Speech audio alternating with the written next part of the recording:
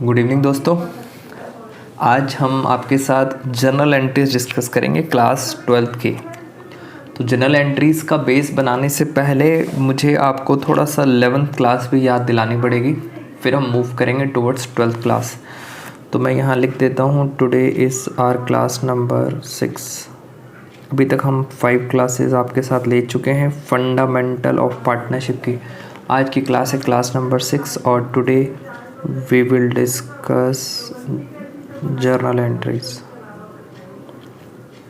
Journal entries का बहुत important role है 12th क्लास में। रीज़न बिंग 11th क्लास में कुछ बच्चों की जर्नल एंट्रीज वीक हो जाती है और ये CBSE को भली भांति पता है। तो उसने 2018 और 2017 के अंदर पूरा पेपर जर्नल एंट्री से ही कवर कर दिया था। तो मैं धीरे धीरे करके स्टार्ट करता हूँ। जर्नल एंट्रीज मुश्किल नहीं है, एक बेस तैयार कर लेना।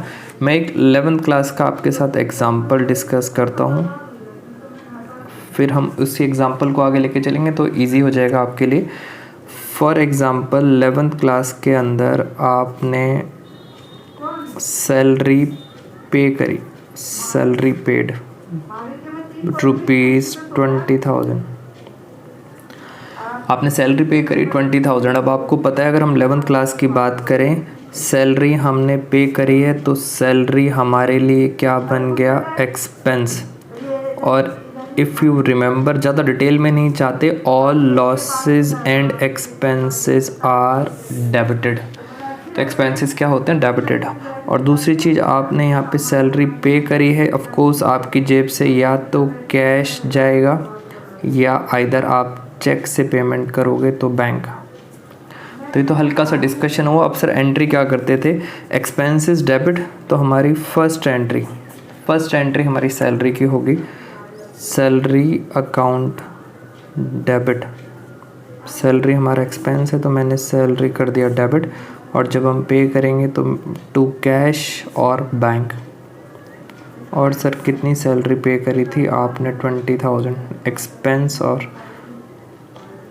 और फिर हम नीचे नरेशन लिखेंगे, बीइंग सैलरी पेड। बात यहाँ तक ख़त्म हो गई। अभी बात चल रही है 11th क्लास की। और उसके बाद जब ईयर एंड होता था, मैं यहाँ पे लिख देता हूँ ईयर एंड।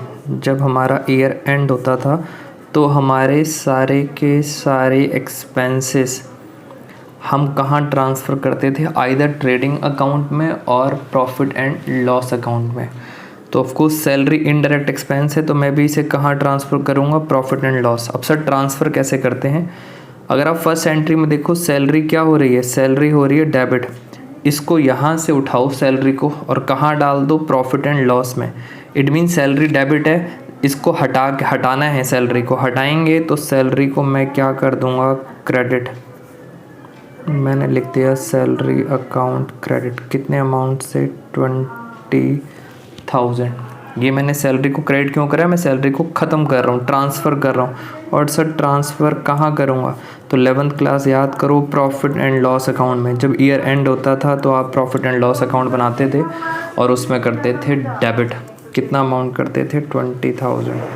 अगर हम बात करें नरेशन की बात करें तो नरेशन यहाँ लिख देता हूँ, बीइंग सैलरी ट्रांसफर्ड। बस कहाँ ट्रांसफ़र करा है, प्रॉफिट एंड लॉस अकाउंट। ज़्यादा डिटेल डिस्कशन नहीं करना, तो मैं फटाफट एक बार रिपीट कर देता हूँ। जब सैलरी पे करा, एक्सपेंस आ गया और इस एक्सपेंस को हमने कहाँ ट्रांसफ़र कर दिया, P&L। पहले एक्सपेंस था डेबिट, हटा के इसे मैंने क्या करा, क्रेडिट। और कहाँ ट्रांसफ़र कर दिया, P&L के अकाउंट। तो 2 एंट्रीज़ करते थे हमेशा हम जर्नल एंट्रीज़ के अंदर। थोड़ा सा अब एडवांस लेवल चलते हैं, इससे अब आपको बेस क्लियर हो गया। मैं अगर इन दोनों एंट्रीज़ को एक बार को क्लब कर दूँ, मैं यहाँ पे प्लस का साइन डाल रहा हूँ, मैं इनको क्लब करना चाहता हूँ। अगर मैं इन एंट्रीज़ को क्लब कर दूँ तो मैं पेंसिल का यूज़ करता हूँ ज़रा। सर सैलरी यहाँ हो रही थी डेबिट और सैलरी यहाँ हो रही है क्रेडिट। डेबिट हो रही थी 20,000 से और सर क्रेडिट भी कितने से हो रही है 20,000 से, यानी सर ये सैलरी तो कट गया, तो बचा क्या, एक तो बचा P&L अकाउंट डेबिट और एक क्या बचा कैश अकाउंट क्रेडिट। तो अगर हम इसको कंबाइन कर दें एंट्री को, तो कंबाइन एंट्री में यहाँ पे छोटा छोटा लिख देता हूँ। कंबाइन एंट्री हो गई profit and loss account debit. मैं सिर्फ आपको नॉलेज के लिए समझा रहा हूँ। P&L account debit to cash account, और कितने अमाउंट से हो जाएगी 20,000। तो this is called combine entry. Sir आपने कंबाइन एंट्री क्यों करी, क्या हमें कंबाइन एंट्री करनी है पेपर में या डिफरेंट एंट्रीज करनी है? अभी सब समझ आएगा बेटा। आज की क्लास कॉन्सेप्चुअल है, कॉन्सेप्ट पे फोकस करें, फिर हम ये बताएंगे आपको कि पेपर में क्या करना है। नॉर्मल फर्स्ट एंट्री एक्सपेंस की, सेकेंड एंट्री P&L में ट्रांसफ़र करने की। अब हम चलते हैं इसी एग्जाम्पल को थोड़ा सा और आगे लेके। अगर हम बात करें अपनी 12th क्लास की, 12th क्लास CBSE बोर्ड, बेटा 12th क्लास के अंदर क्या होता है, अब ज़रा चेंजेस पे ध्यान देना। 12th क्लास में एक होती है आपकी पार्टनरशिप फर्म, और इस फर्म के होते हैं यहाँ पे पार्टनर्स, यानी उधर आगे पार्टनरशिप फर्म और इधर के आगे पार्टनर्स।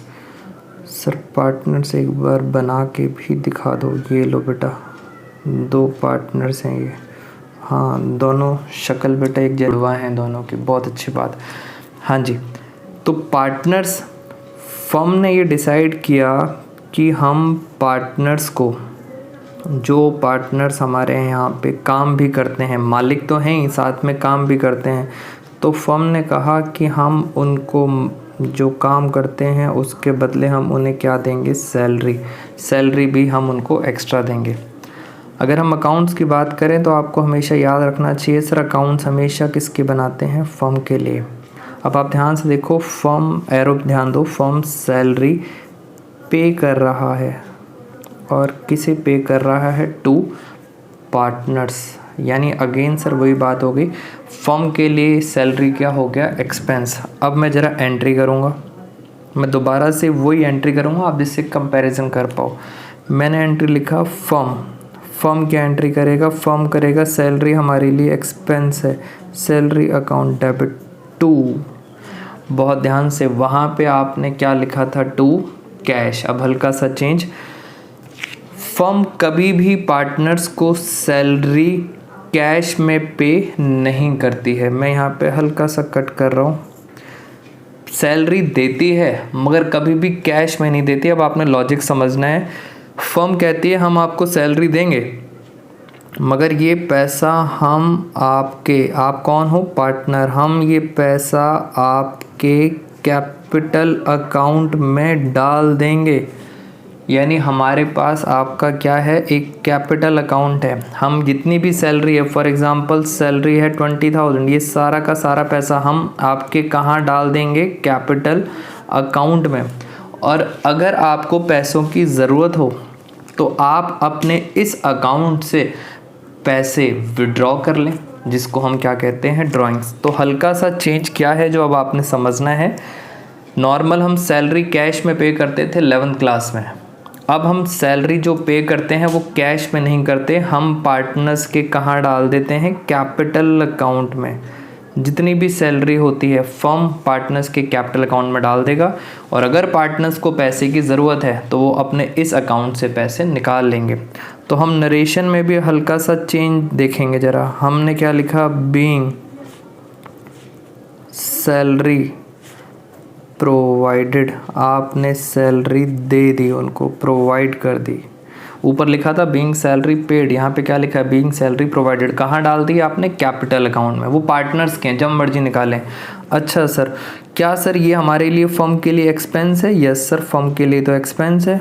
सर आपने कहा था जब ईयर एंड हो जाता है, ईयर एंड हो जाता है तो ये सारे के सारे खर्चे कहाँ चले जाते हैं, प्रॉफिट एंड लॉस अकाउंट में। यानी ये एंट्री मैं कर रहा हूँ ईयर एंड की एंट्री।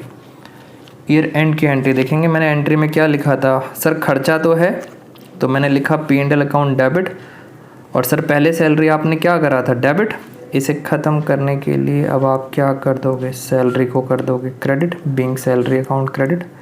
अब एक सर नया चेंज 12th क्लास में, सर अभी तक आप प्रॉफिट एंड लॉस अकाउंट बनाते आ रहे थे, 12th में एक नया अकाउंट बनता है जिसका नाम होता है profit and loss appropriation account.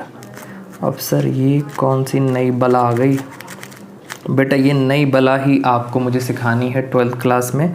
अभी तो मैंने सिर्फ नाम लिखा है profit and loss appropriation account. Sir ये क्या मतलब है एप्रोप्रिएशन का, क्या हमें 12th में एप्रोप्रिएशन ही यूज़ करना है? बहुत सारे बेटा दिमाग में क्वेश्चंस आ रहे हैं, मुझे आपसे आराम से हम डिस्कस करेंगे, होपफुली नेक्स्ट वीडियो में डिस्कस करूँगा आपसे कि एप्रोप्रिएशन का क्या मतलब है, क्यों सर 11th में P&L आता था, 12th में P&L एप्रोप्रिएशन।